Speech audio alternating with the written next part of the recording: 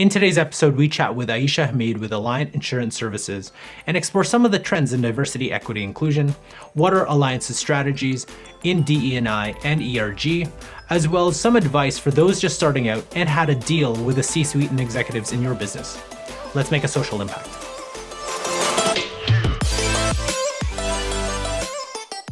Hi everyone, I'm Carl. Welcome to the Social Impact Show, where CSR professionals get the latest strategies and tips to help them scale and grow their CSR and goodness programs. Now remember, if this is your first time on this channel and you want to get the latest strategies from the experts, hit the subscription button below, hit the little notification bell so you don't miss anything.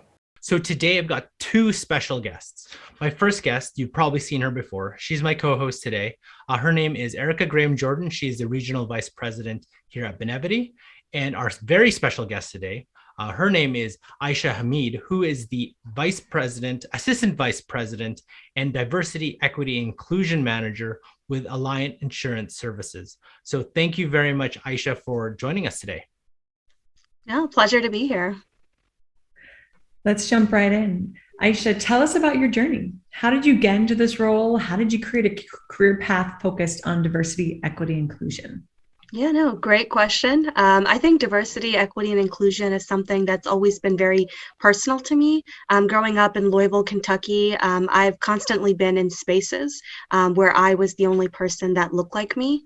But before I go into my career trajectory, it really started early as education. I've had a very unorthodox educational experience where I went to a Baptist Christian elementary school, an Islamic middle school, and an all-girl Catholic high school where I was the only brown and Muslim, student at one point before going into and transitioning into one of the most diverse and large universities in the state.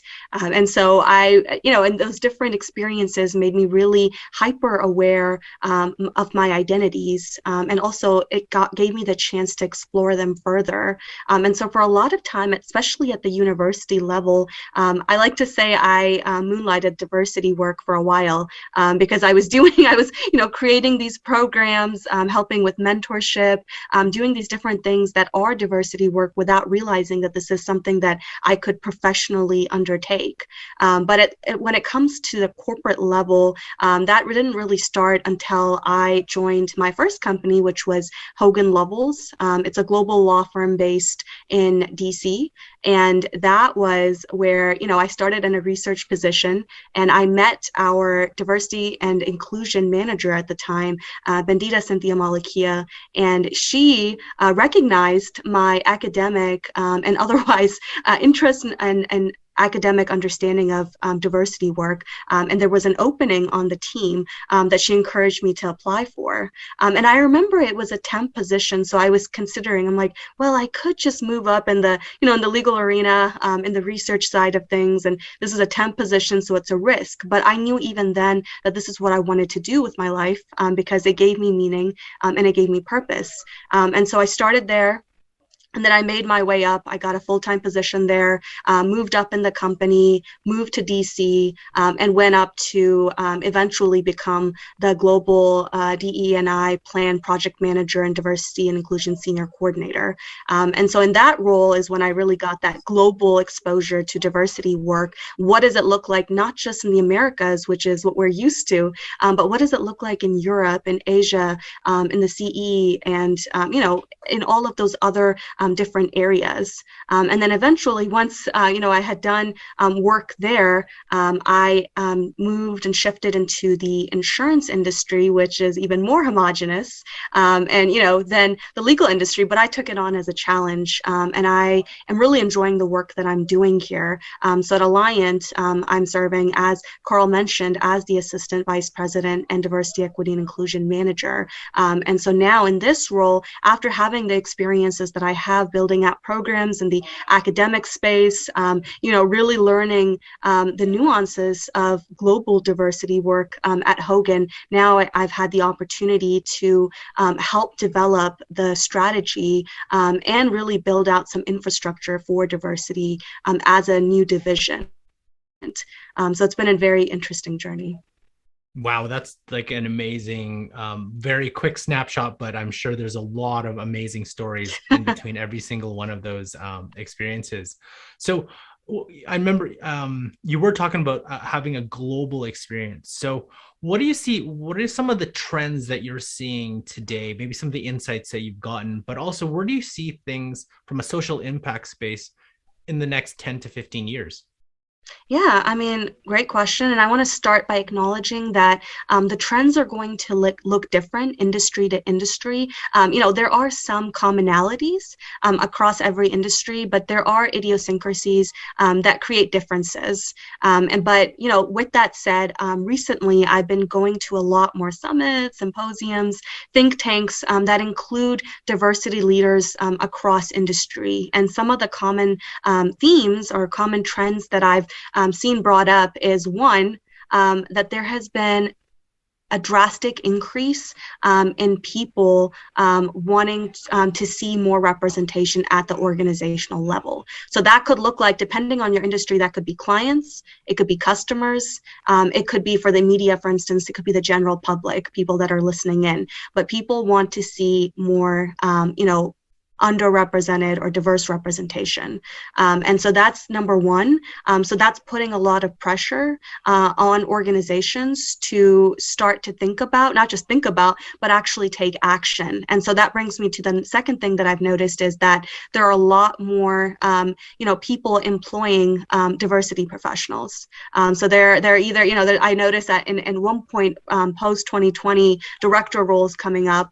Then after that, I'm seeing manager roles come up. So it's just before, years ago, about 5 years ago, I barely saw, organizations have diversity professionals, particularly in Kentucky. And now even here and in DC, everywhere, they're starting to build out functions. They're starting to create formalized rules. And I think that's going to be very instrumental as we look on to the future, because this is starting to become commonplace. And that means that there's going to be more formalized programming, and it's going to be taken more seriously. And with that, we can expect to see metrics start to come in play as well. But those are two of the things that I've seen. The third thing that I've seen is that there's just an overall awareness of it, not just, where's the representation, but where are we spending our money? Right. So particularly the younger generations that have gone through all these different turmoils, the racial turmoil that happened, then also right after that, COVID really brought to light some of the social inequities. And so I think that we're coming into a place where people also care about where everything is being spent. So that's going to impact, I think, the vendor diversity programs within organizations. Not a lot of organizations have anything formal in place for that. They may have vendor programs, but diversity isn't always something that's considered. So I think now it's going to start putting pressure on corporations to start, create something that measures that, that takes into consideration that impact. It's just very interesting to see how when people put pressure, how that changes. So I think we're starting to shift as a society from this mentality of this division between personal and professional lives. And now we're entering this world where it's like all of it's interconnected, where we're starting to realize it's interconnected, and what can we do in organizations to change that? And with that, there's also this need for transparency and for communication. And so I'm noticing that data has become really important. A lot of people, both outside external people, so clients, customers, vendors, but now internally, employees, they want to know, what is the demographic makeup of the organization that we're in? New recruits, they want to know as well. So now, we're coming into a place where I think more organizations in the next coming years are going to start putting those numbers on their websites and not just consider it an option, but consider it something that's mandatory in order to be competitive, but also just in order to retain people within their organizations. So I think it's just overall, we're starting to see some more formalized structures, but because Benevity, we're focusing on social impact as well, and community investment. One of the trends I'm seeing is that there is a division now People are starting to, before, some organizations would kind of conflate the two. Diversity work sometimes would be community investment, or people would be like, okay, we're doing, when if you're asked, what's diversity work are you doing in your organization? Sometimes I've noticed on company websites, they'll put, the community initiatives that they're doing, which is great. Community investment is really important, but it should not be confused with diversity work, which is really about your internal employees. It's about, not just recruiting, but retaining and advancing that talent, and putting structures and accountability mechanisms in place that are going to increase the representation. So there is, of course, some intersection between the two, but I think that we're now starting to realize the differences between them, and we're separating those departments.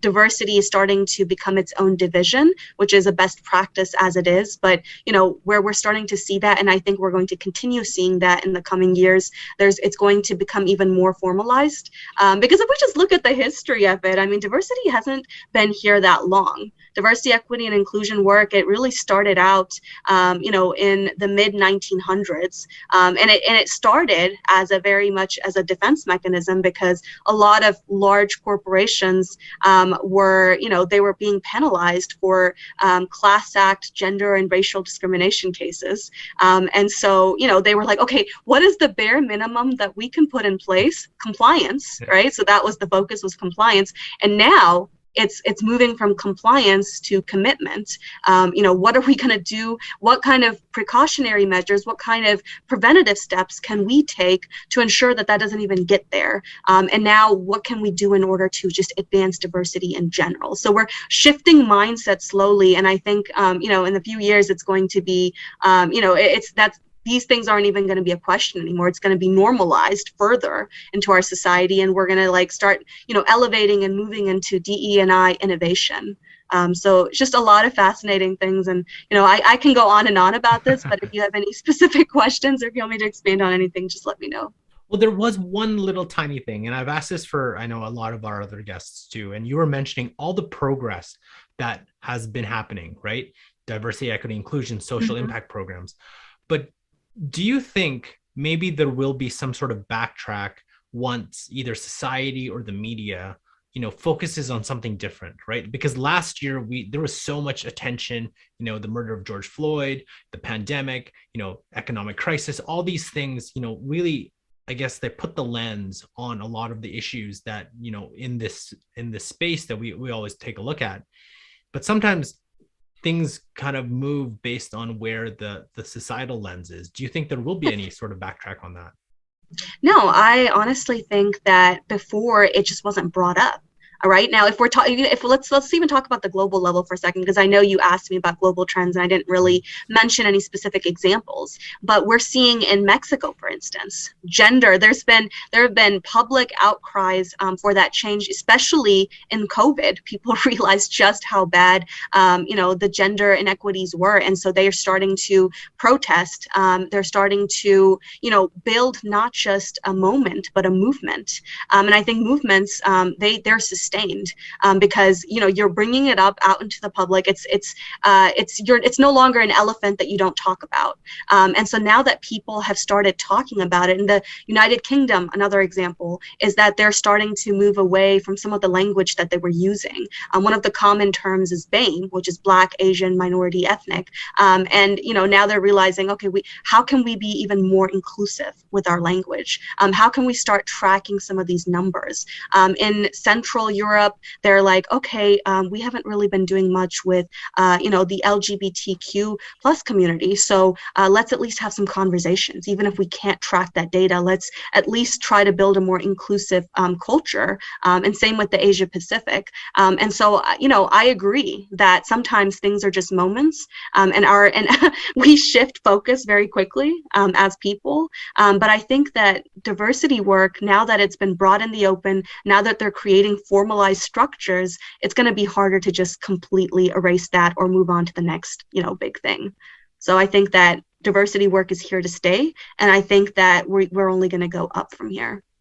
I wish I could just have you on my shoulder in so many of these meetings, because you have so much insights, you have so much to say. Also, just all that historical context when we think about moving from a reactive position to a proactive and visionary position. When we think about like that continuum, we talk about it for social impact.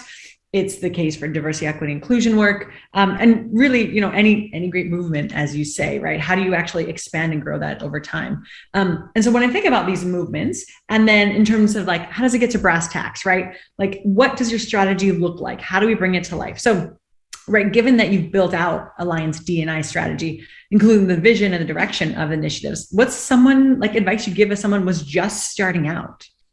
Yeah, no, great question. I think that the number one thing to keep in mind when you're starting out on this journey is not to make assumptions. So don't assume what your people want or need.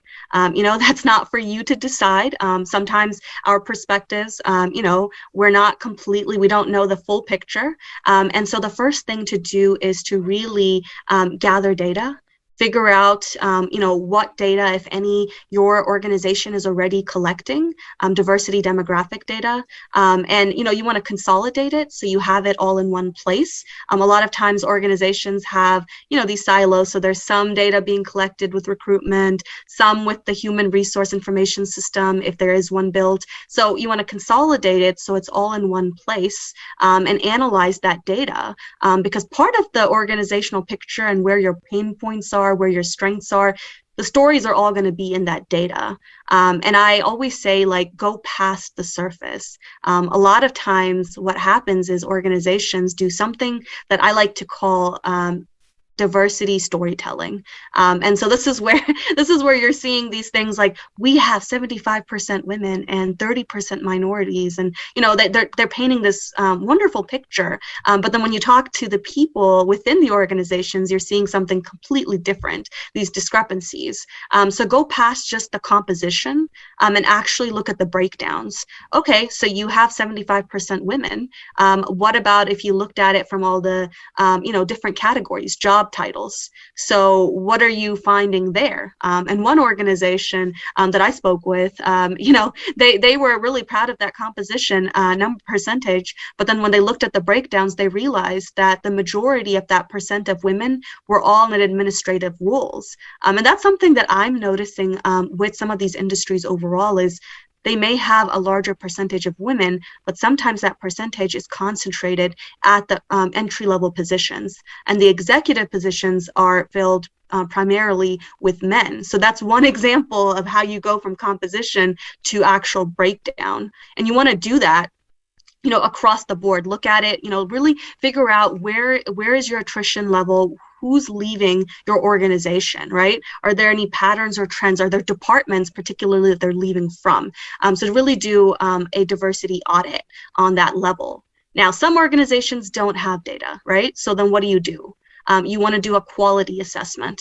So you might want to send out, figure out the quantitative data by sending out a survey across your organization that asks them, what do you see as the pain points? Are there enough mentorship efforts and sponsorship efforts, things like that, and figure out, when you're asking these questions, don't ask for their names, because otherwise, it's going to create fear, and they're not going to want to respond, but figure out who's actually responding as well.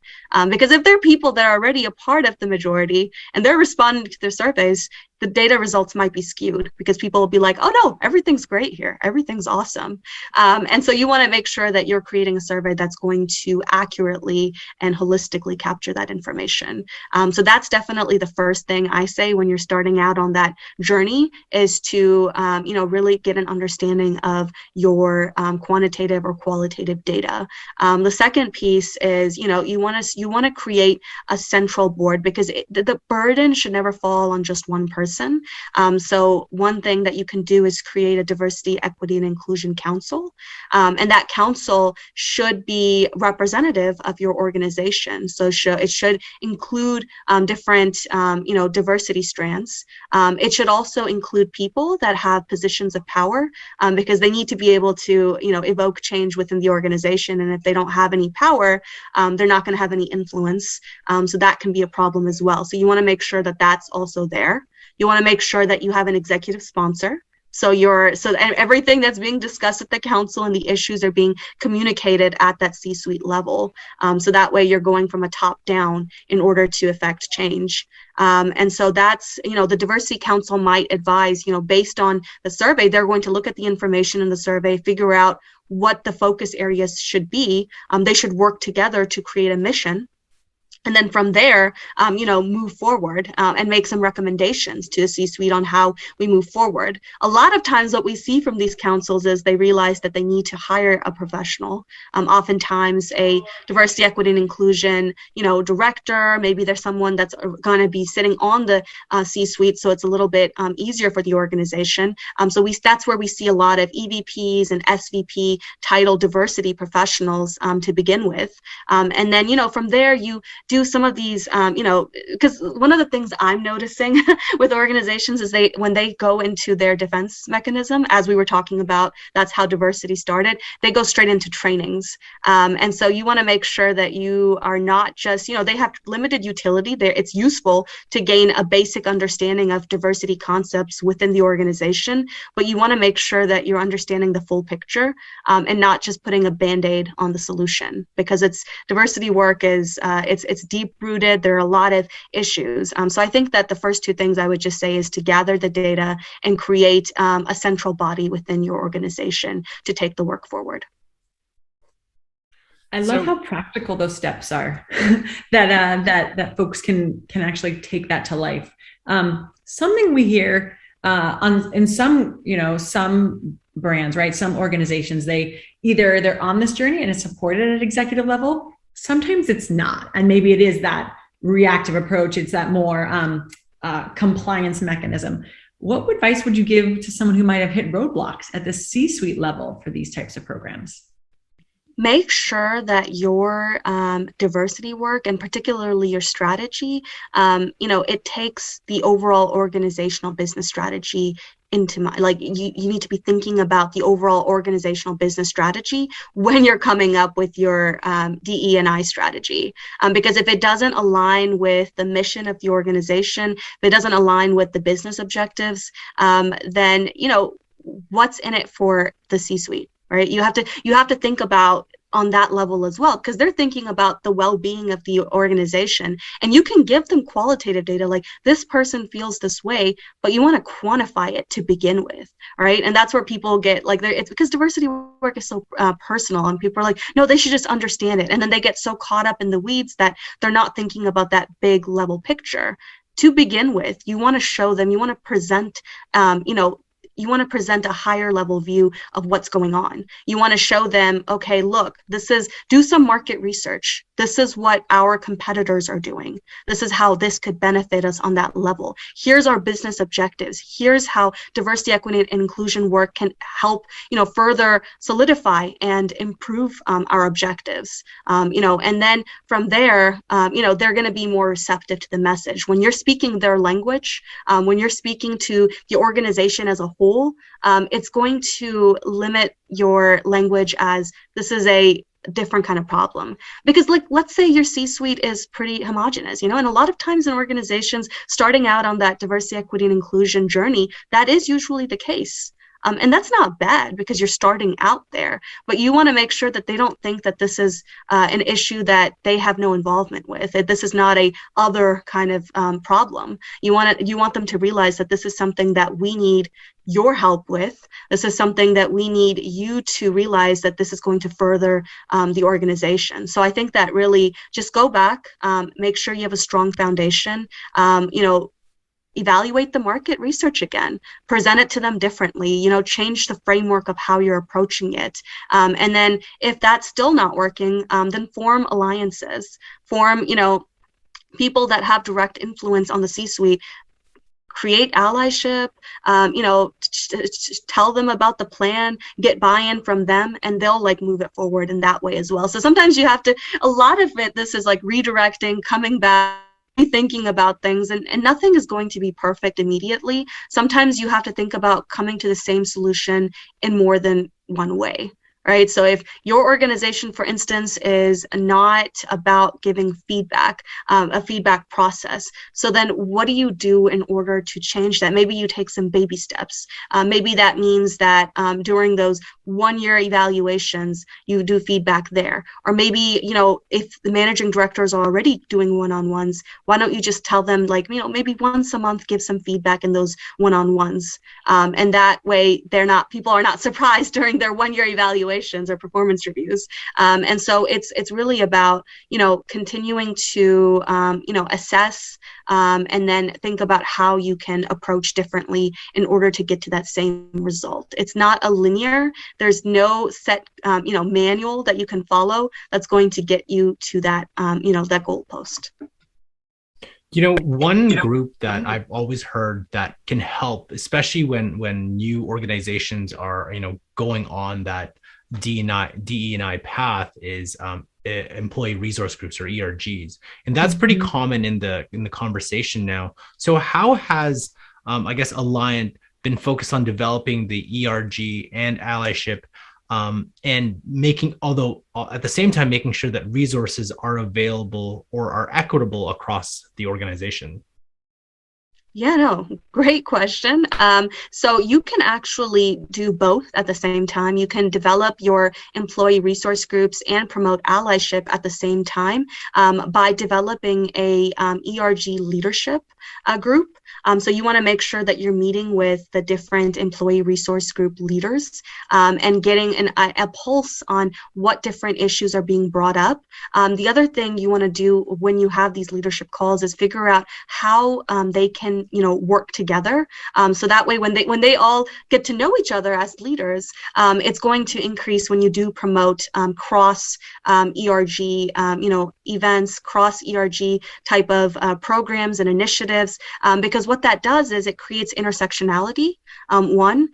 You're also hitting a larger group of people that you can impact within the organization. Then everyone realizes, oh, there's a spot for me within these employee resource groups, and so then they're more willing to attend those meetings, and you're going to get people from previously in silos. For instance, you might have someone within the LGBTQ employee resource group who realizes that, oh, now the Asian group is also creating an event that focuses on both. It's looking at bisexual Asian women, and that's what I identify as. So then they're going to want to join that ERG or employee resource group as well. And so you're cross-pollinating in that sense. And then the other thing you can do is promote, overall through the company and increase, send them towards the employee resource groups. And when they're already doing these different kinds of events and they're standardized, there's organization there, there's going to be a higher willingness to attend those meetings, learn and bring more awareness, humanize, so there's no longer the other. It's instead, okay, these are my colleagues, here are their issues, we're attending these as an ally. It'll overall increase the allyship effort that way. Because I think the biggest barrier to allyship is awareness. A lot of people, we tend to live in our own little bubbles. And so when we're seeing these programs and their openness to other groups, then, you're more willing to join them. And this is not, and I want to make sure that I, clarify this point, is that ERGs are also meant just for their particular identity groups, right? There's some kind of power to be had to be able to have a space where everyone's exactly like your identity. So they can provide support as well. What I'm saying is, you broaden that focus even further. So 1, create a safe space for those particular identity groups, but 2, broaden the scope so you're creating a larger impact and also including other people that aren't in those identity groups in your efforts. So that way you're getting more buy-in, you're getting people to overall be more interested in this. And when everyone's kind of on board, it's easier to move other processes forward. So those are some of the ways that we're doing allyship, and also developing our employee resource group is we're just really focusing on making sure that they're there is a lot of work cross-sectionally, but also that we're standardizing them and organizing them so that, there's more of a willingness for people to join and be a part of them. In terms of the other thing you asked was equitably allocating, resources, which can be sponsorship opportunities, mentorships, speaking opportunities, and other professional development opportunities. When we start allocating them, first of all, we ask the employee resource group leadership what organizations would be beneficial to your people, right? So that could look like, identity-based community organizations. For the law firms, that could be, for instance, the LGBTQ bar. It could be Elevate, which is a women's resource network. It could be, different kinds of identity-specific organizations. In insurance, within Alliant, we've sponsored, organizations like the NAIIA, which is the National African American Association of Insurance Professionals, LAIAA, which is Latin American. And so we partner with them. And then when we're sending these opportunities out to our people, we make sure that we're including all the different employee resource groups, because not everyone of a specific identity is going to join that ERG. So we're sending it to everyone. But the other thing that we're doing is we're working closely with that leadership. We're asking them, are there people within your individual ERGs that you see stand out, that have particular interests that you think this opportunity would benefit the best? We're also getting to know them on an individual level. So in that way, we're able to better equitably offer those opportunities and create a process for them as well. Just one quick follow-up on that. Has the pandemic had like a negative or positive impact on those ERGs? Well, yeah, no, definitely. I think that when the pandemic first started, it created this other burden for even the employee resource group leaders. They're now suddenly having to focus more on some of the work that they're doing. They're focused on trying to get clients in this new kind of world. So, it makes it more difficult for underrepresented people to focus on an ERG, which doesn't always pay or do anything to benefit them. They're doing this because they're really passionate about the work. And so, it creates more of a burden on them. And so that's where we kind of step in and we're like, okay, let's take on more of a supportive role. What do you need from us? Asking them, not just assuming, but asking them, what do you need from us? How can we best support you? And what can we do? And so we did listen to them. At Alliant, we asked them, like, what can we do better? My position was hired in order to partly support them as well. So that was one of the things we did, is to expand our diversity team. But two, they said that they wanted more standardization. They wanted templates so they didn't have to create everything from scratch. And so that's one of the things I did since joining, is help create templates for them, help create all the resources so they have a place to work with, that they're able to use these resources to send to their people, that they have a tracker to keep track of all their efforts, and figure out what's the ROI, and also increase the amount of support initiatives that we have, and work together to do that. So I think it just always comes back to being cognizant of the needs and the constantly evolving needs that your leadership has and your people have within those employee resource groups, and making sure that you're doing, as an organization, putting the burden on yourself to make sure that they have the resources and support they need across different issues and events that come up. I'm amazed at everything you said, just even how you've built your whole career on this, not even knowing, but starting out, like, because it was personally and passionately important to you. I can hear it in everything you say, just how this is like, it sounds like your purpose, like you're very passionate about this space. And in somehow, in all this, you found time to write 2 books. Tell us about your books. How, what would you like our viewers to know about them? Yeah, no, I really am passionate about this. So that's why I was telling you, like, stop me if I'm talking too much. Yeah, no, thanks for asking about my books. The first one, Faceless, Two Worlds Collide, that was a book that I wrote when I was 19.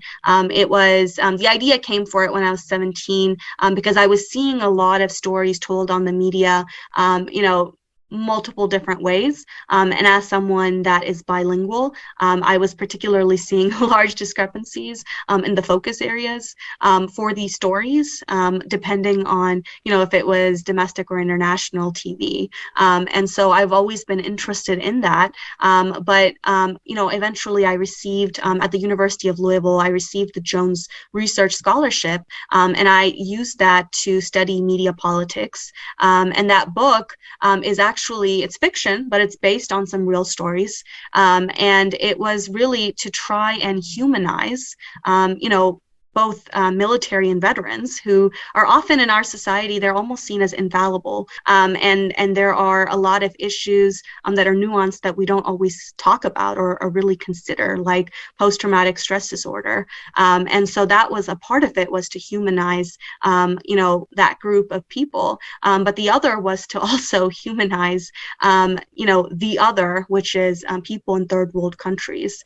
And so, a lot of times lives don't matter when we don't even know anything about them, and when they're out of our peripheral, where we're so focused on our domestic issues and domestic, so we don't really think about that. And so I really wanted to humanize both people in third world countries and soldiers, and build a story that kind of bridges that gap between the two, and really focus on identities, and exploring that. And then Unveil Me Slowly, which is a poetry book, that really builds on identities as well. I'm really passionate about exploring different identities, bridging communication gaps, and authenticity. So Unveil Me Slowly was a more personal project, and that was when I was struggling, when I was at my lowest time, and I was trying to struggle to recreate and configure an authentic identity for myself. That book ended up being the result of that. And it explores different parts of my identity. So it looks at religious identity, gender identity, what does it mean to be a South Asian American? So looking at race, ethnicity, nationality. And then ultimately, as it progresses, the book talks about how I think, how I feel, and how intersectionality is so important to my experiences. So, my thinking and my feelings, I mean, there's gonna be a lot of commonality, but it's also influenced by those different identities. And ultimately, it's to hopefully give people something to identify with, and also to give them the courage to explore their own identities, and figure out who they authentically are. Because in our society, I know that we tend to conform a lot. We're really focused on trying to fit in. So really being able to explore those identities, that's what that was about.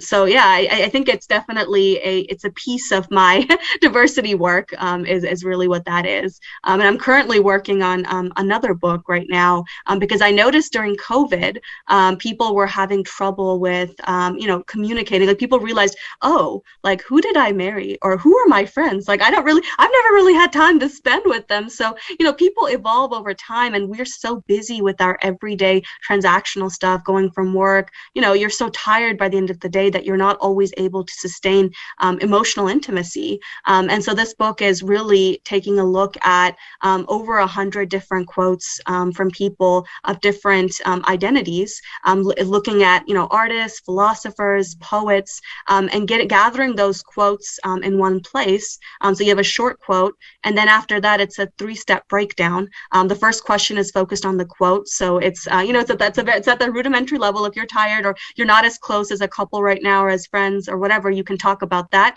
And then the next level question is a little bit more, personal. And then the third level is just, it's a lot more intimate, and it's about you as a person.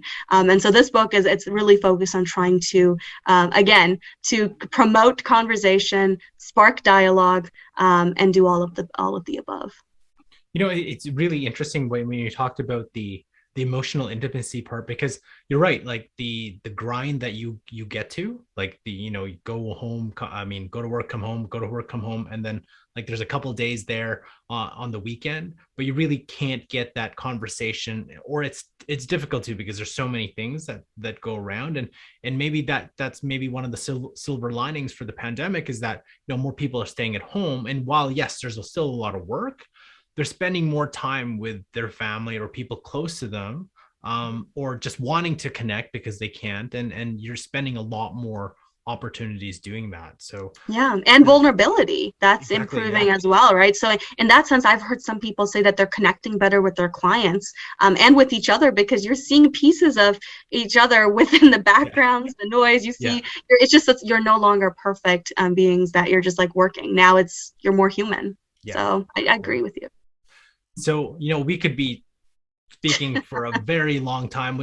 There's so much passion and really enjoy just having this conversation. But if our listeners and our viewers want to connect with you or get to know you more, where would be the best place to do so? Yeah, I think LinkedIn would be the easiest way to connect with me. I'm very active on there now, more recently, so I check my messages and DMs, and so they can get in touch with me through there, or they can reach me through email as well. And so I also respond to my professional email, so you can reach out to me if you want to collaborate in any way, if you want to just chat and connect. I'm happy to do that. So if you want to learn more about diversity, equity, inclusion in the modern workplace, then you got to check out this playlist here, as well as this playlist for other successful examples of businesses doing social impact well. Thank you very much for watching, and we'll catch you in our next episode.